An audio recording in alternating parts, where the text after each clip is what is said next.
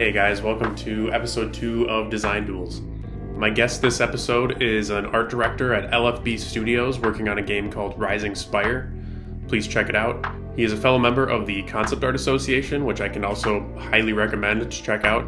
He's a mentor to young artists and a charismatically charming man with absolutely gorgeous hair. The one and only Zero Pachame. In this episode, Zero and I will be designing a pumpkin smasher, basically a cursed creature who gets revenge on those who smash pumpkins by smashing them. Stick around for some exciting announcements at the end of the video, but without further ado, let's get into it. Zero, how's it going? What's up, man? How you doing? Doing all right? Good, welcome to the channel. Thank you. Thank you. So yeah, we picked Pumpkin Smasher. I think you kind of leaned us into the Halloween thing, and we did do some sort of, I think the idea is like, at least the way I interpreted it was some sort of brute that smashes pumpkins in revenge of people, or smashes people in revenge of people that smash pumpkins. Okay. All right, getting into it. So I feel free to ask questions at any point or jump in with comments or whatever. I think one more thing to note about this one is the final product was supposed to be more of a loose design sheet and not like a full polished illustration. I am pretty happy with how it turned out, and I put quite a bit of effort into the polish, but it's not as painterly as I normally go. But that being said, I really dove into like a lot of iterations here. Most of these I don't end up using, but trying to go for sort of a brute feel. I'm a big fan of like giant hulking characters that have a lot of power behind them, and being a pumpkin smasher, I felt like that was kind of needed. Kind of playing definitely around. Getting a lot of that, yeah. I don't know if you ever do this. I love using the warp tool. I feel like no matter how much I try to push proportions or shapes or I guess balance of sizes, I can always make it better with the warp tool. Mm-hmm.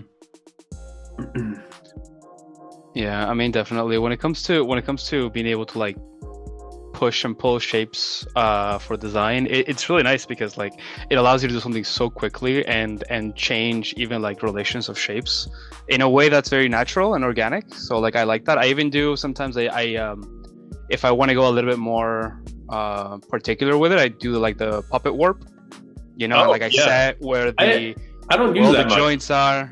It's fun. Do that more. I forgot about that. I used that like one time.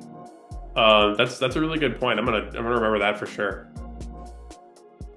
I like it too. Sorry, go ahead. First. No, you go first. I was just gonna say it. Sometimes you just stretch things around and you don't really know what you're doing. You're just kind of pulling stuff, and then you kind of find it. It's like a good way to find stuff without knowing where it's gonna go. Yeah, it can be very, very organic, like it can be a very natural way of like just kind of understanding what this character or what this design, what this creature is. Something that also really fun to do is like grabbing, like doing the warp, but then like start to like, if you really wanted to go into like weird ways, do like the vertical divisions, like vertical and crisscross divisions. So like you end up putting limiters on how you warp things. Yeah. And it's a lot of fun. Yeah, because it just, you get something really crazy. Yeah, I'll have to try that out because I don't usually do that. I do like liquefy tool a little bit sometimes if I want like precision. But I think the puppet tool could be really interesting, especially if you want to manipulate things a little differently. So now we're kind of getting into, I had narrowed down a bunch of my original sketches. I was like doing heads first. I think they're a little bit of a comfort zone for me. Tells the feel of the character, creature, whatever better. And it just, I don't have to think about as much with like limbs and perspective. And I don't know. I usually do the heads first. This is a little different than the style I've been doing lately too. I don't usually have like super finished line art in the final. Usually gets painted out, but I wanted to try to keep it more of somewhat of a line art sketch. So this is a lot of like trial and error on trying to put in heavier line weights and get some sort of pre-shading or like pencil shading, which I really liked it. I mean, I used to draw a lot when I was younger, just in pencil, and it was all just the shading was like one of my favorite things to do, just getting that light touch and building it up. So this was kind of cool to do. So it can be a lot of fun. It can also be like a lot of fun, and like it going back to that what you were saying just now about like here's kind of like the things that I enjoy doing as a little kid. Like there's certain things that just like bring you joy. Like for me, I'm kind of the same way. Like the way they were going right now with a lot of these details in my traditional pieces. Like I will go very, very minute into like the details of like a face very, very quickly, which you're not supposed to do, right? Yeah. But it is kind of like also I understand where that comfort kind of goes in, because you make a little world and like a face, and like the rest of the sketch can be whatever because it's your personal work, right? And you can get a lot of joy from that too. Yeah. So this is I'm seeing a lot of that with these. So I think establishing the personality helps too, and getting the face in. It's like a confidence boost. If the face is looking like I have a real hard time focusing on anything else because I have no confidence in like where it's going. So now I ended up doing 3 heads and 2 full body designs. So kind of moving into the top left one here. I could try to do like a biped and a more animalistic version. So you can you'll see that kind of develop. I had a lot of fun with pumpkin shapes. Just like I don't even know what it's called. The weird like gourd like rib kind of things on pumpkins. Yeah. That was like super informative for everything I was doing. Trying to like line them up to loose muscle shapes here so there's a little bit of believability. I see it. Like trying to like fix a segment of the pumpkin to the striations of a muscle. Yeah, yeah, no, exactly. It's cool. Which took it also feels familiar. Yeah. It took me a long time to get the rhythm of it, but once I did, I think it was on one of the heads that kind of clicked with me because it felt like a total struggle until like a certain point. And I was like, okay, now I like feel it, but it took a while to get there. I really like changed around my approach to these legs quite a bit too. I mean, this might be, I probably skip ahead and end up doing something a little different. I think there was a lot of kind of in between there that I cut out. I'm also a fan of the big, super chunky legs too. Yeah, I see that. It's almost like they have it almost feels like they have like gout, like yeah. You have like which it's a creature, has got some monster properties. You can always throw some disease in there, make it feel a little creepier. Absolutely. I love the forgivability of creatures like this for that reason. Like you can I'm just throwing in like tiny little wart type things to fill in spots and add some interest. I agree, and I love that because it's like it changes like where your eye kind of like goes from one place to the other, right? Did you do a lot of like research on this stuff? I probably could have looked at more pumpkins. There's like there's a lot more types of pumpkins than I would have thought, and I'm sure I could have gone way deeper. Yes, I did some research on pumpkins. I did some research on like squashes and other types of gourds, because they have a really interesting shape, right? And it being so close to like Halloween and stuff, I don't know if we're trying to be anachronistic with the video, but it was kind of you're seeing it so often during the months of like October, September, August, like all of these different like big shapes and small shapes and squashed and horizontal and all this stuff, that it kind of like allows you to. And then there's some people that like when they cultivate them, they put them into like, I'm sure you've seen like the Japanese watermelons that are like square. No, actually. Yeah, you should look them up. Like basically, and they kind of grow into whatever receptacle they're putting. Yeah. Okay. Cool. And so it's kind of like this because whenever you have something that's under the ground, it grows based on the limitations that it has, right? So it'd be really cool to like make some sort of like feel that there's like some sort of story behind this giant thing grew like this because it had no limitation and like grew in a phone booth and it's a big block. Yeah. Yeah. Yeah, I went to a restaurant just yesterday and they had a bunch of gourds out. I didn't think to look at gourds for some reason, like beyond just Mhm. Googling different kinds of pumpkins and rotting pumpkin and blah blah blah. But there are some really cool gourd shapes and like squash shapes and other things related to pumpkins that I wish I would have looked at now that you say that. Yeah, when I try to find references, because I use a lot of like basically anything that it starts like in a pure ref Same. file.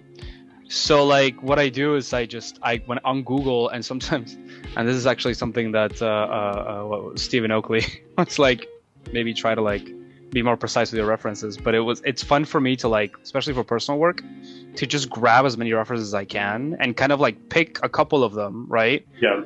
But go really really wide, like having like a pumpkin, but like in December once it's like all rotted, and like what does Yeah. that look like? How does it fall?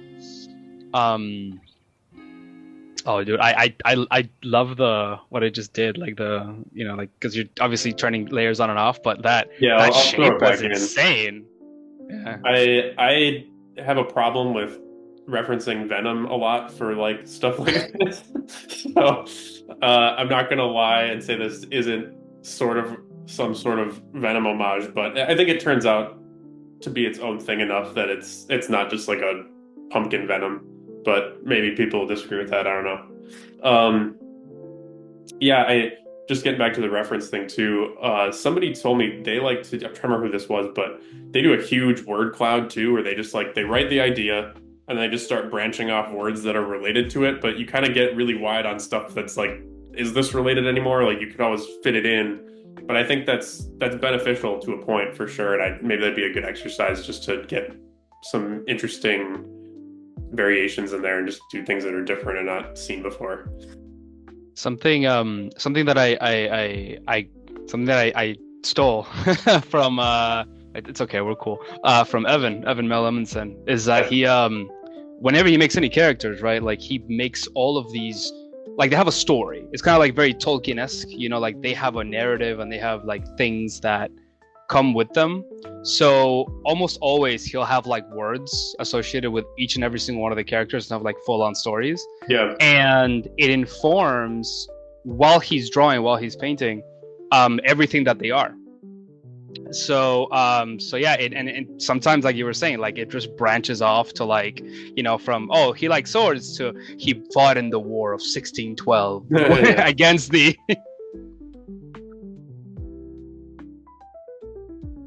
It's so cool. Yeah, I'm never sure if it's there's definitely a limit of like you can get too specific with a character or like I visit a lot of younger students and stuff. You go to see their work and they start telling you about it and they're like they give you like this 6 paragraph backstory and it's like okay, well, I'm not seeing all of that in here and you need Right. to show me and not tell me that. And I think it's great to have all that and it can inform stuff, but you have to try to like get it into the visual design or sometimes they spend so much time on that aspect of it. It's like I think you need to focus on the actual design part, and you're getting a little lost in the weeds. But No, and absolutely, I agree. I completely agree with that, because it's like at the end of the day, characters are, what do they say? That's characters are a footprint of their environments, right? And I would even go yeah, further and say of their environments and their history. So it's like, well, if this character fought in the war of like 1846 against, and they had like all of this, like an arm blown off. Okay, how do they wear clothes? How do they wear shirts and yeah, vests? yeah, Like answer those questions visually. yeah, exactly. I'm not sure how far we are here, so I think we're coming up. I think this is about 15 minutes total. I did lose. I don't know if I forgot to record or what. I lost almost the entire like coloring process, so it Oh kind no. of jump at some point. But I don't think it's super critical. Critical. It's mostly like cell shading with a little bit of texture add. I had a ton of Nice. fun doing these kind of pumpkin guts coming out. Yeah, they look very visceral, very and that's also really cool, right? When you can mix what is in our minds as symbols of things inside of humans, but like inside of a Yeah, creature, yeah. right?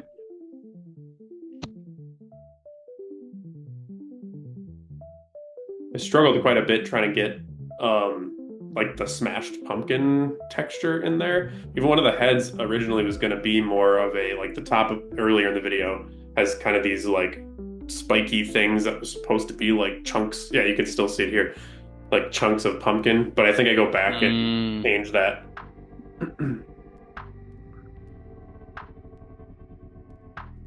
Yeah, here we go. Oh, dude. This is a polish.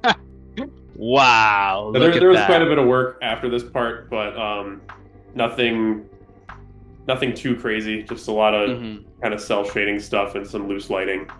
I changed the shape of that pumpkin head on the top right to be more just a normal pumpkin head top. And I think it helped because it added a little bit of area of rest to the top. I think it was a little too busy on top anyway. But yeah, I'm super happy with this. So it was a really, really fun idea.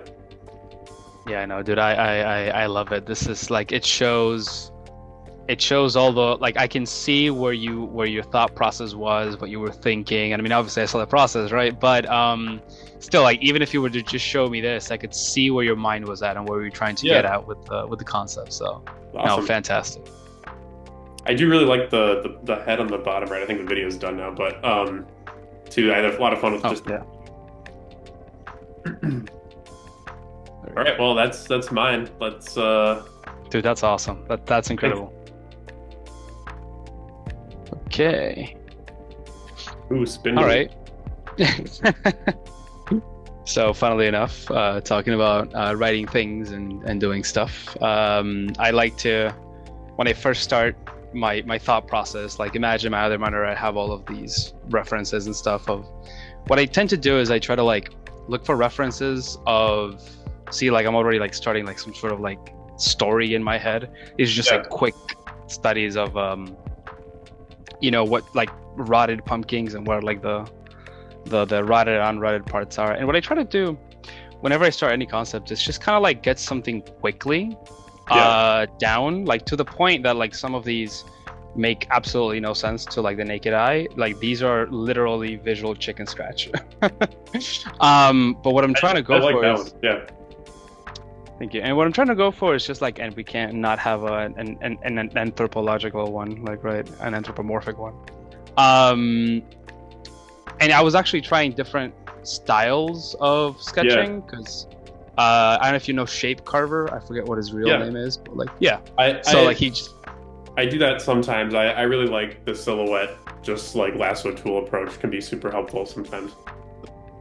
Absolutely, because it's literally like you were saying before with the warp tool that you're just dragging shapes around.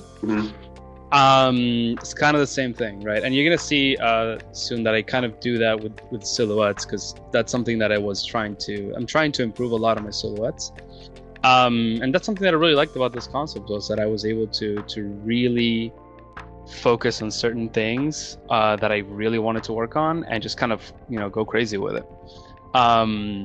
And so in my mind, the first thought, the idea that I had in my head for this guy was that it's literally like the myth that the children talk about in the cul-de-sac of like, the pumpkin smasher is gonna get you because you are the one smashing the pumpkins. And funnily enough, I was like, well, I don't want to do a bulky thing because it's like I wanted the miscommunication of like the children call it the pumpkin smasher because the kids are the ones that smash the pumpkin.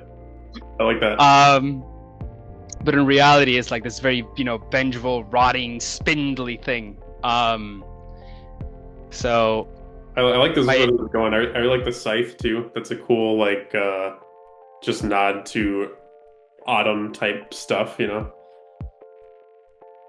Like the Harvest King, like there it is. Yeah.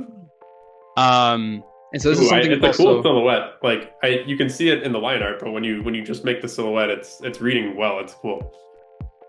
That's usually I'll either hide it sometimes, but in this one specifically, I was like, you know what? No, I want to make sure that it's like it's seen so people can see what's on the back of my head while I'm doing these.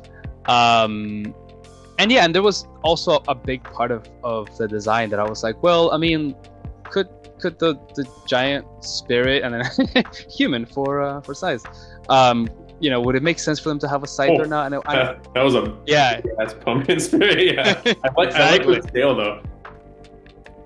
That's like Godzilla level. I actually really like the size that you went with. If this is the size you keep, I think that was great. Well, no spoilers, but maybe. I really like the. I looked at a lot of references of this, but the squished kind of like when a pumpkin starts getting moldy and the face starts like kind of curling in. I really like what you did there. I'm getting that vibe immediately.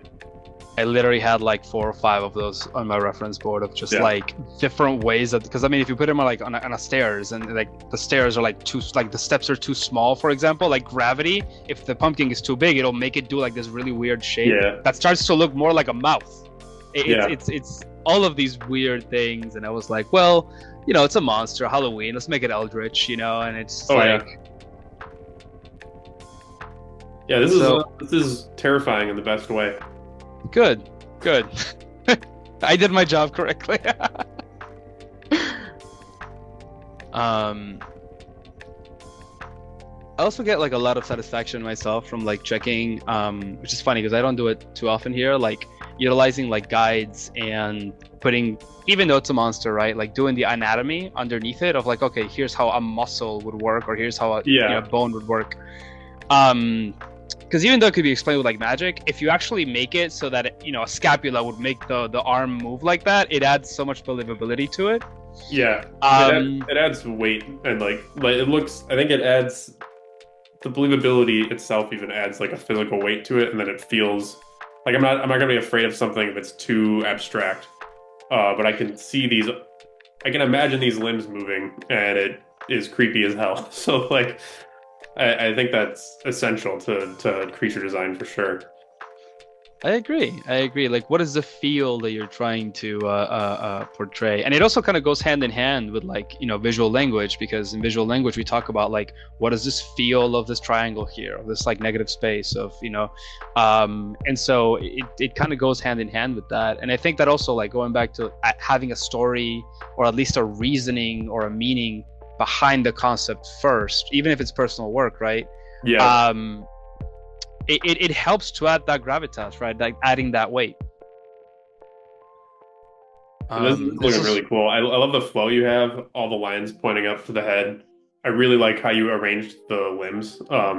That's something that's not, especially when you have multiple limbs and like limbs that don't normally exist in places, it's hard to arrange those. I think you did a really nice job keeping the flow kind of together and having all those lines point up and having it feel. It's weird because it looks like it's kind of bracing, but it's ready to strike or moving at the same time. It's got a weird like duality of stability and motion in it. Ooh, I like are those like kind of, I don't know what to call them, like almost like the corn husk tendrils. Yeah, that's a really, really good idea. Correct.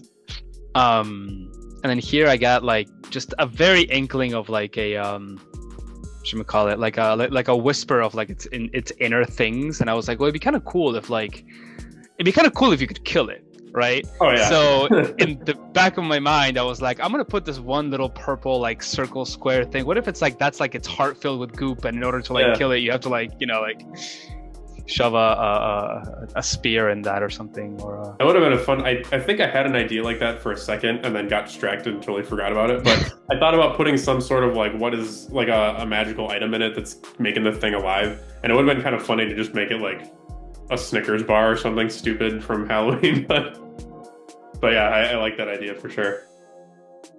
And then like in the movie adaptation, like the teenagers are like trick or treat, and then like they like stab it. Yeah. I would watch that movie for sure.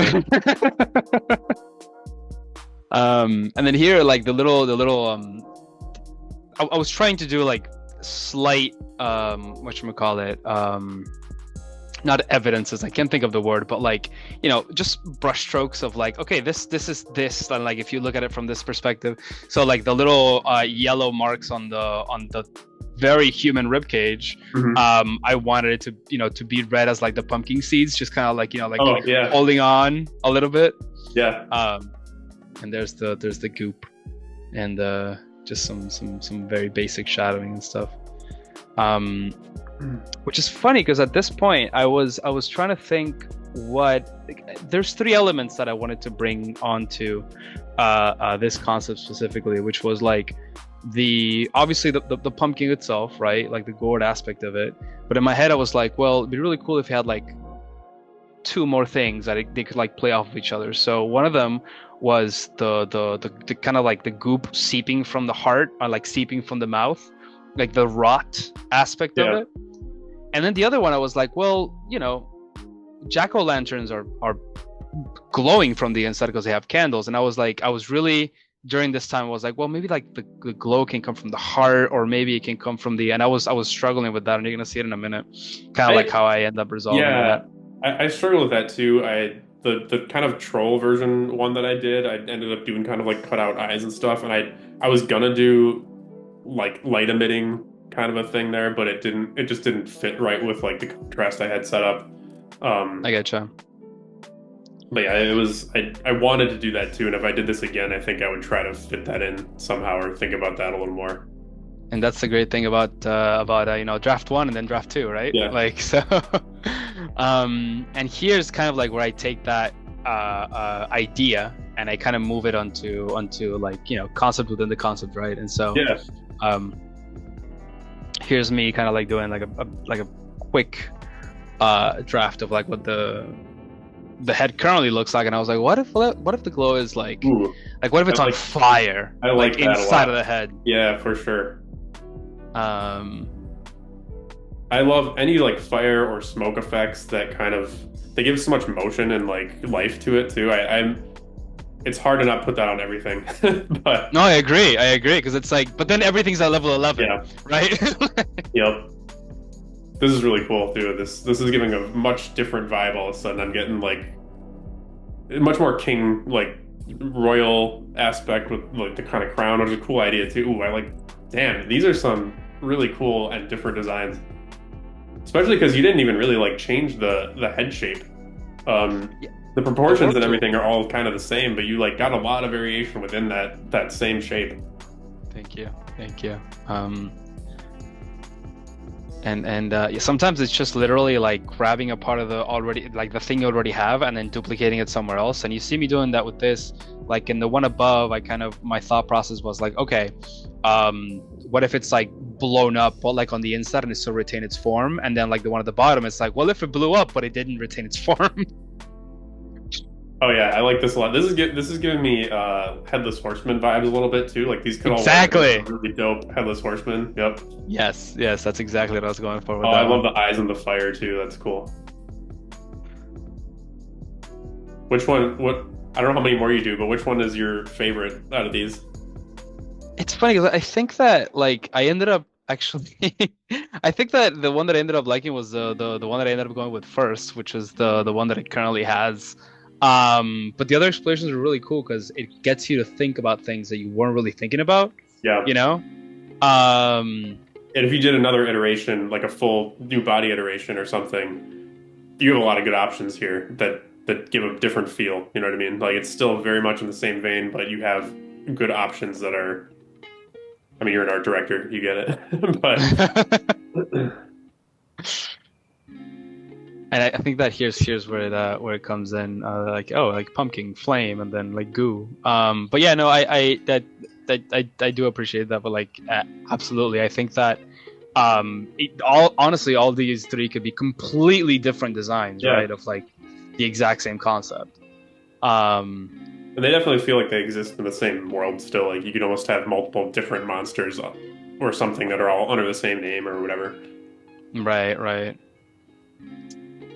Oh, I love that effect. That's I don't use that very much, but whenever I see other people do it, I'm like, damn it, I should use that more. It's so cool to like throw that in. It just adds a lot really quickly. Just do that, yeah. And then here's like where I started to add like some motion of like this thing literally like you're just walking down an alleyway and you just smashed like 20 pumpkins or something with your friends, and this thing just comes out of nowhere and just, you know. What kind of sound does it make? I'm gonna put you on the spot.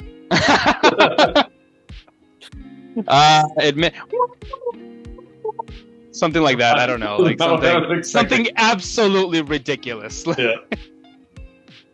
Are you familiar with David Pumpkins? No.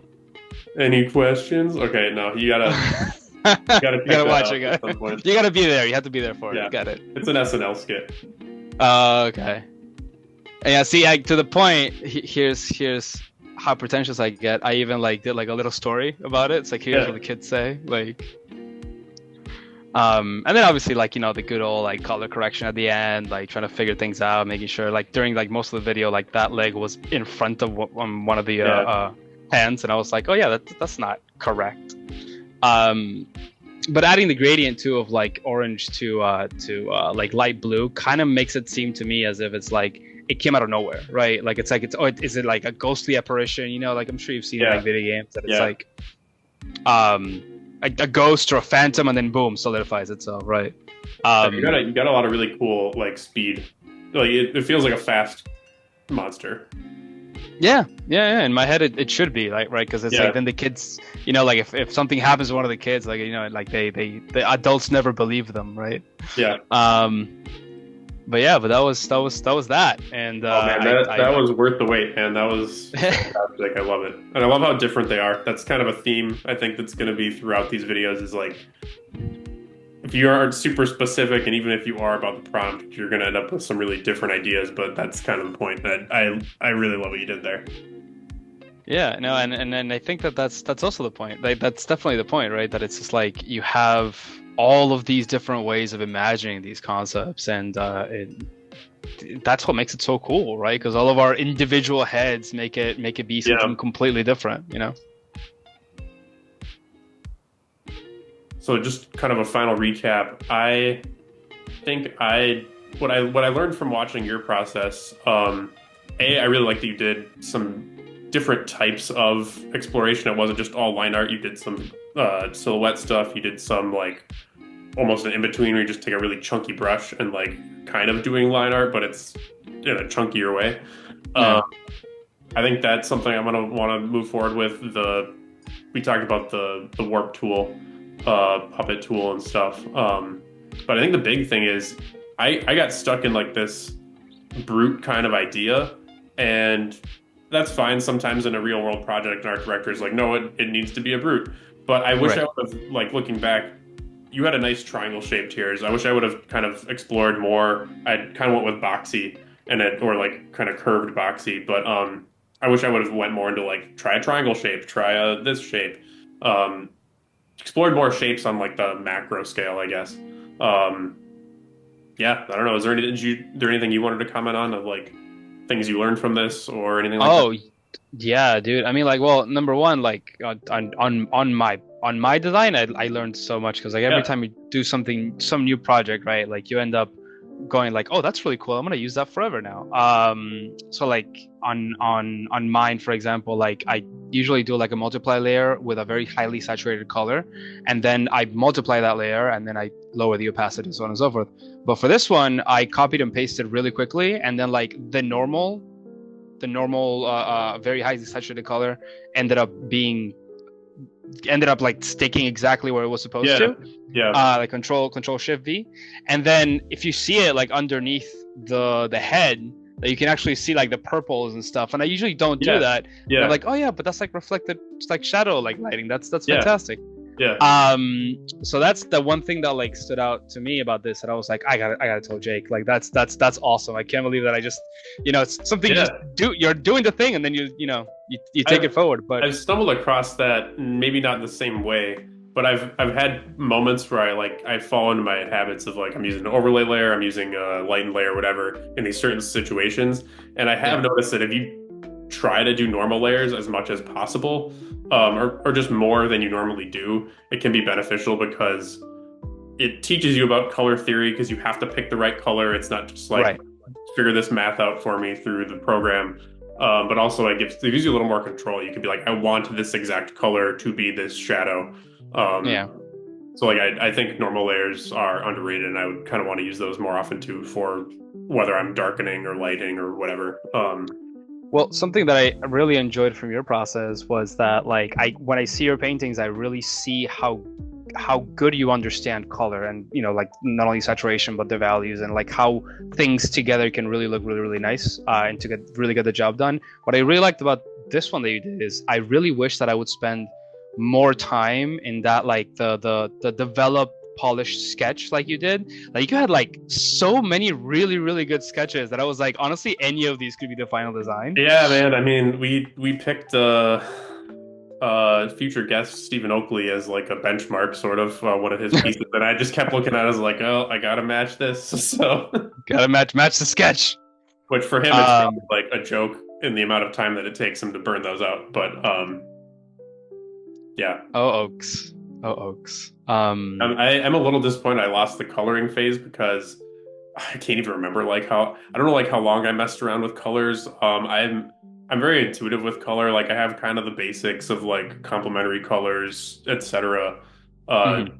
in my head, but I'm not the best at just picking a color and being like, this is the color that needs to go here. It's a lot of hue Right. saturation, sliding around and figuring out what looks good together just on feel.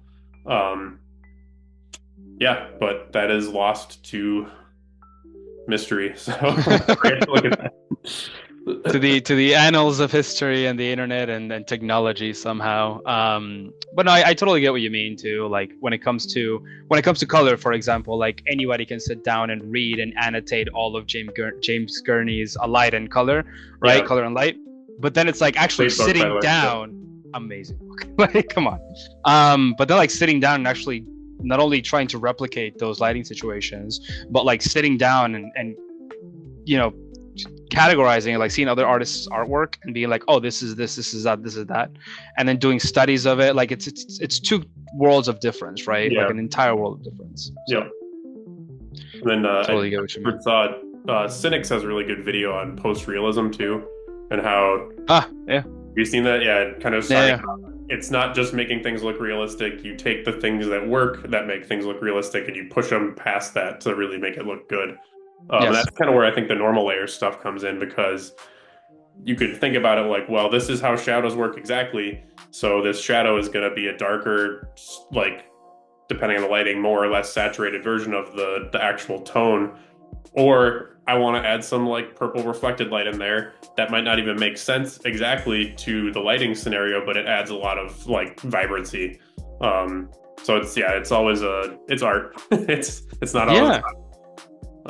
Absolutely, and I think that going to the cynics thing, like it definitely, like you're adding things that you can't really maybe even notice with a naked eye, right? Like it's you're adding purples and blues and greens first on the face, right? Which is like, oh, but a face is supposed to be like, pink or brown or whatever it may be, right?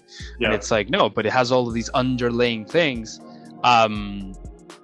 And it's I think he even said it, like it's much easier to like throw up all these colors onto something and then like wash it away with the more natural neutral color than it is to put those and get those back, right? Like so which is why I like overlay layers. I think they kind of do a weird, I don't want to say multiplication thing because that's the multiply layer, but right. They change or like they alter the colors below in a way that doesn't usually wash it out because you keep the values there, but then it adds some stuff. I use a lot of like when I'm trying to get some extra like zing to something, I'll like often do a mask, and maybe I'll put up like a little example on the video, but like a mask around the main subject, and I'll do like a hot magenta on where I want people to focus, and then kind of fade that out, and then the background will be like darker, slightly desaturated cyan. I do that in an overlay layer on like a super low opacity, and it makes this like really nice. It's weird. It's like hard to define if you click it on and off because it's really subtle, but it does push like a warmness to the subject matter where you want it to be. And I don't know, it's called, I've heard it called like color vibration from like Trent Kanuga or other people on YouTube, but yeah, I'll put an example. That's awesome. Yeah. No, it makes a lot of sense, right? Because it's like contrast at the end of the day, right? Like even if it's so subtle, like you have the cyan with the magenta, and like you're controlling where the eye is moving to. And I think variance with color, because if you can have contrast with color, but if unless you're doing something really graphic, you want some variation in there. Like I think I could even push that in mine. I have sort of like even in the color scheme, getting the green fading into the orange, like that's adding contrast, but if you add like a little bit of a hotter yellowy tone to some of the spots of the pumpkin, Real life is more like that. There's more variance to the color. Things aren't just like a solid thing unless they're man-made usually, and even then there's light reflecting on them in different ways. So I think the more variance you can kind of squeak in there, the better. Yeah, exactly. All right, Absolutely well, I agree. don't want to make this another hour-long video. I'm sure we could talk about color theory forever, but thank you so much for being on the channel. It was an absolute pleasure. I totally loved what you came up with. Standing invitation to come back and do it again whenever you want. So Thank you for having me. It's been absolutely a complete and total honor and a pleasure, and that I do it as many times as you like. sounds good. All right, we're going. Yeah, thanks. Thanks again to Zero for being on the show. It was an absolute pleasure. Thanks to you guys for watching. I can't express my gratitude enough. This has been a very new channel, but it seems to be doing very well, and I'm just having a blast doing it. Some exciting announcements for future episodes. Up next, I think, will be Lauren Brown, a art director at Magic the Gathering, who is just a lovely, lovely person. I don't know what we'll be designing yet because I think I'm going to leave that up to you. So in the comments, please give us an idea of what you want us to draw. Whoever gets the most likes on their comment by the end of the month will be what we end up drawing. I hope you guys come up with some super crazy out there ideas, and I think it'll be a lot of fun. Also, between each episode, kind of a new thing that I'm going to try is doing just a smaller interview section with each of the guests. That will be a separate, shorter video. Well, I'll just kind of ask them some questions about art, about the industry. If you guys have questions that you would like to ask the guests, please let me know in the comments. Specifically for Lauren, if you have any questions for her appearance coming up. And look out for both Hardy and Zero's videos that should be released pretty quickly. I'm also, as a quick announcement, working on getting a Patreon going. I don't know what the timing is going to be on that, but I'm excited to get that started. Beyond that, I'm super excited to be able to announce that I have some really awesome guests lined up for the future. People like Stephen Oakley, who worked on God of War and designed Jormungandr, RJ Palmer, who's known for realistic Pokemon, Cynics, who has been a YouTube hero of mine for quite a while, and Marco Bucci as well. Can't wait to get into these episodes in the future, and as always, if you like this content and want to support the channel, you know the drill. Thanks again, see you next time.